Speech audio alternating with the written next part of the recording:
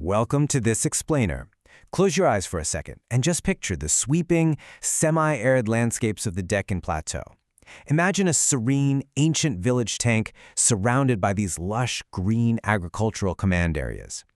Now, in regions like this, every single drop of rain was literally the difference between a bountiful harvest and absolute famine. So for these ancient communities, time and water were quite literally the exact same thing. Which brings us to a really fascinating question. Before modern clocks even existed, how on earth did ancient villages strictly and fairly time the release of irrigation water to hundreds of farmers? It's honestly a genuine mystery of ancient civil administration. But today, we're going to uncover the unsung heroes of this story. We're talking about incredibly ingenious water managers who used music, math, and really strict rotational systems to keep entire empires alive. Okay, let's dive right into this. Enter the Neeruganti. You see, in the ancient villages of Karnataka, water management was absolutely not left to chance. It was completely controlled by this highly respected appointed official. Now, while the village elders might sit around under a banyan tree and debate how the community tank water should be used, the Neeruganti held the absolute sole authority to actually execute that distribution. And they made sure it was done fairly and uniformly for every single farmer, regardless of their class or creed. And their duties were honestly just staggering. They weren't just opening and closing gates, they were the ultimate masters of village survival. I mean, they ensured uniform water supply, they figured out exactly what types of crops could be grown based on the water levels, and they set the exact dates and times for water release. They'd even beat drums to inform the village of their schedules, alert farmers to crop pests and diseases, and maintain all the tank canals and outlets. They commanded so much respect that literally no one dared cross their path if they placed their wooden staff, which was the ultimate symbol of their authority, on the ground. Now think about a quiet village canal, where this precious, life-giving resource was fiercely guarded. Human nature is what it is, right? So naturally, during times of scarcity, desperate farmers could get pretty greedy, demanding more water for their own crops. To avoid these heated arguments and ensure total fairness, Neerugantis used a surprisingly simple but absolutely brilliant tactic. They would deliberately release water in the dead of night. No interference, no confrontation, just pure equity while everyone was asleep. They also had these incredibly tactile, hands-on ways to measure water needs. Take the thumb-level moisture index used in Talaku village. If the water level in the village tank dropped to less than a quarter of its capacity, the Neeruganti would literally press his thumb into the soil. If his thumb pierced the mud right up to the nail, he knew the field had enough moisture to sustain the current crop. But if it didn't, well, he'd command the farmers to pivot and plant less water-intensive crops, like certain vegetables instead. Section 1. Surviving drought, the Tukkadi restriction system. So what actually happened when the rains failed entirely?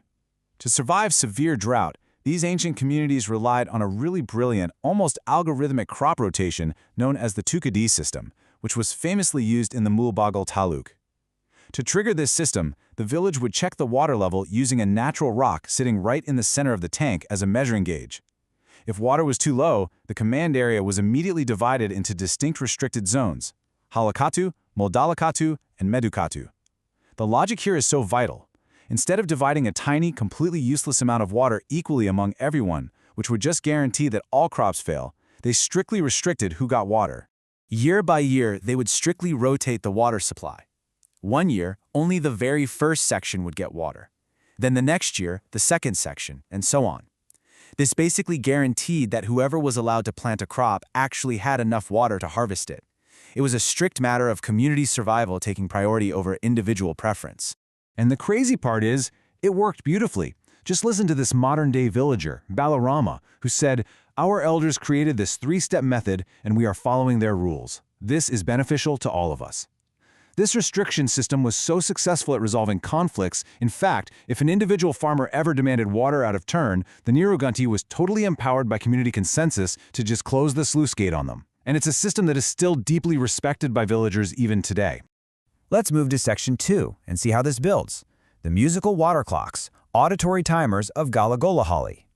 Now, without modern watches, timing the exact release of water to each field was incredibly difficult, but the Neeruganti of Gatla Gollahalli came up with a completely unique method of timekeeping. He essentially invented musical water clocks. This ingenious manager composed specific songs with lengths that corresponded exactly to the size of the canal outlets. So if a large canal outlet needed to be open longer, he just sang a lengthier song. For a smaller outlet, he'd sing a much shorter tune. Bring this scene to life in your mind for a second. The Neeruganti stands by a stone canal outlet right at dawn.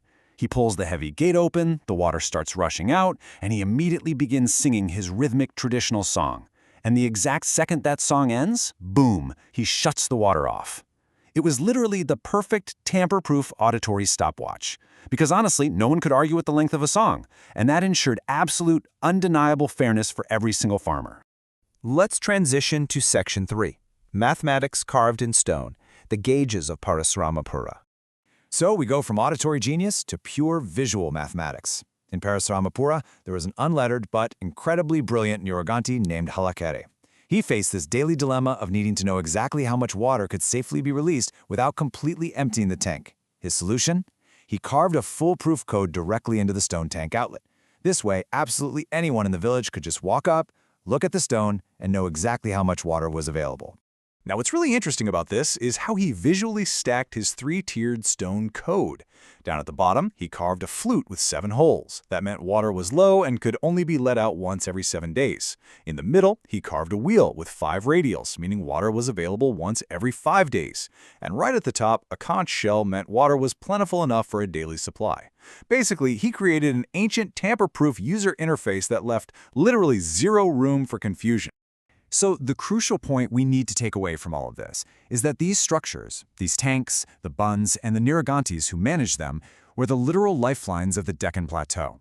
The highly sophisticated, hyper-localized systems they developed, I mean, whether it was algorithmic rotational farming, musical clocks, or stone-carved mathematics, it really just proves the immense ingenuity of ancient Indian civil administration.